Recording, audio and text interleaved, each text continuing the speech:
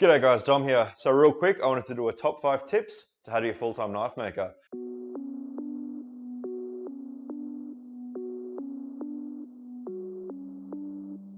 For those who don't know, I've been a full-time knife maker for 5 years now. I'm 100% self-supported. That means I don't have a wife, I don't have another business supporting this, and I don't have a full-time job or a part-time job in any way.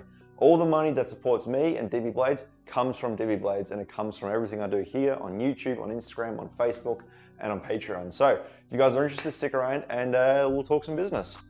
Now, tip number 1 is don't dive into it head first. Now, if you watched the how to become a knife maker video I did last week, you'll know in my story that's exactly what I did. I dove in head first and it worked out well for me. But I was in a situation where I was living with my parents and obviously they were paying my rent and they were paying all the bills and there was no real overhead, there was no real responsibility. So I was in a situation where I could basically put in as much time as physically possible and just focus on the business and never take money out of the business and force it to be successful.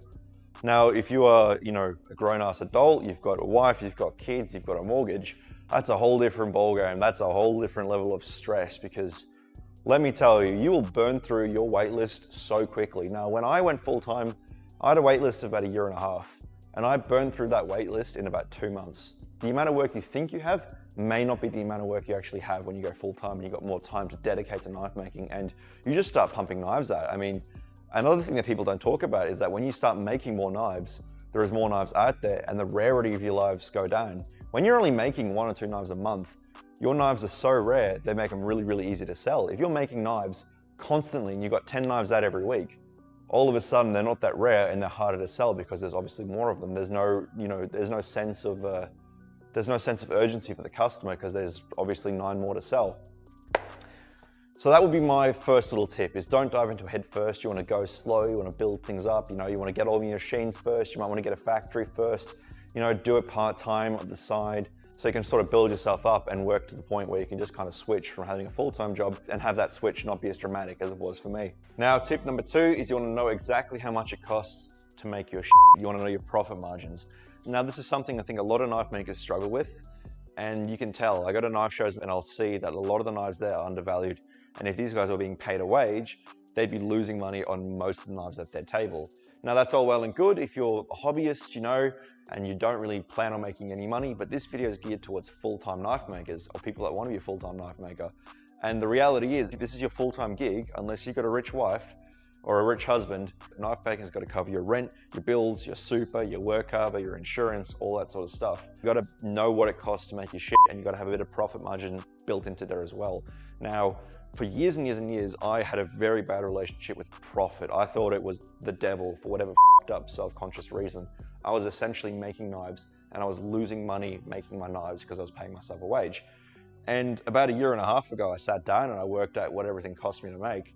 And I realized maybe 20 or 30% of my products were making all my money and the rest of my products were actually being subsidized by the 20% that was, winning. So in the last few years, I've massively scaled back on all my models. I've discontinued a lot of stuff. It means there is less stuff for me to keep track of. It makes it easier for me to automate stuff and employ people. And it means that there's actually more money in the account and I'm not as stressed. Tip number 3, and a really simple one, you want to live in your analytics. Now, YouTube, Facebook, Instagram, your website should be giving you analytics, letting you know how many people are going to your site, how many people are clicking your links, when people are active, when things are going popular. All that sort of information is golden. It'll let you build up your customer base. It'll let you know when to put up sales. It'll help with your marketing. It's really, really valuable information. Don't ignore it. Pay attention to it. Take notes and learn what works, what doesn't. Play around with it.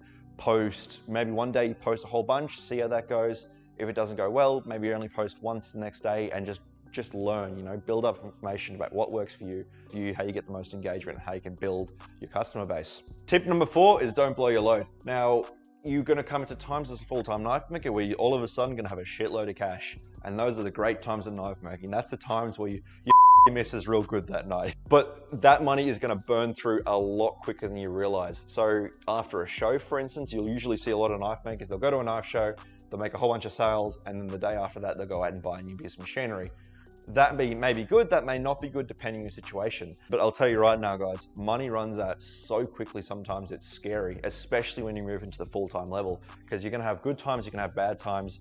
in your business. So you always want to have a little bit of money squirreled away in case things come up. Because let me tell you, every single week in this place, I've got some sort of surprise expense.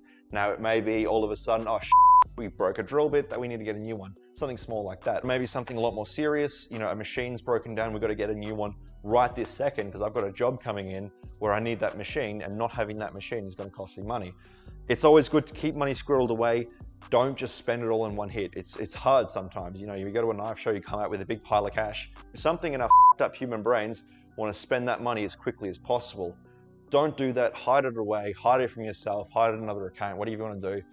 And then maybe come back to it in a few weeks when you sort of calm down and you can make rational decisions. It's really, really easy to blow your money. Trust me, I've done this for years and years and years, and my life's gotten a whole lot easier once I started becoming very, very careful with my money, hiding it away from myself, setting up a whole bunch of different bank accounts to hide my money and have money allocated for different expenses like rent, bills, taxes, all that sort of stuff.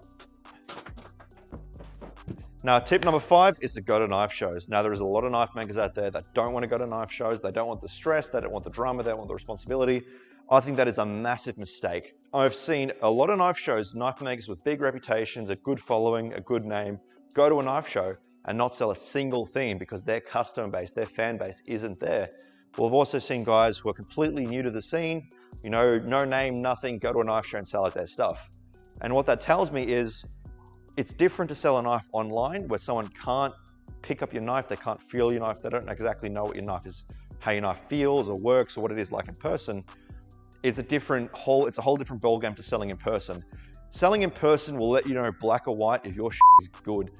When I started paying attention more to people at knife shows who see the knives in person than people that buy my knives online, my knives jumped up massively in quality and in popularity.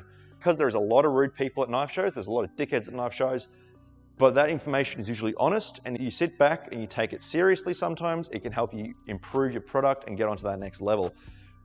It'll hurt your feelings sometimes, but you got to kind of get over that, be a big boy, and actually, you know, make your products better so you can sell more. Because hey, if your knives sell really great at knife shows, they're going to sell even better online. I do just about every knife show in Australia, and at this point, I've got guys who come to knife shows every year and will buy a knife from me every year at knife shows. So it's a good data point. It's giving me very, very valuable data, and it's helped me grow my business, grow my knives, and grow Divi blades.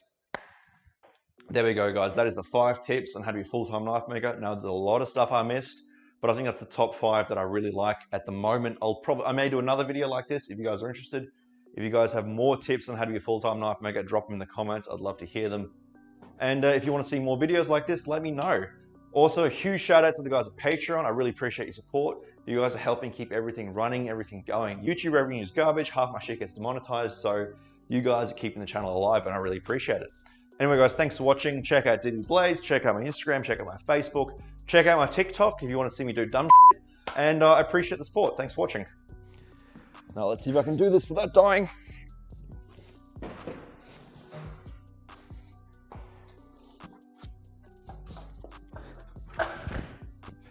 Still alive.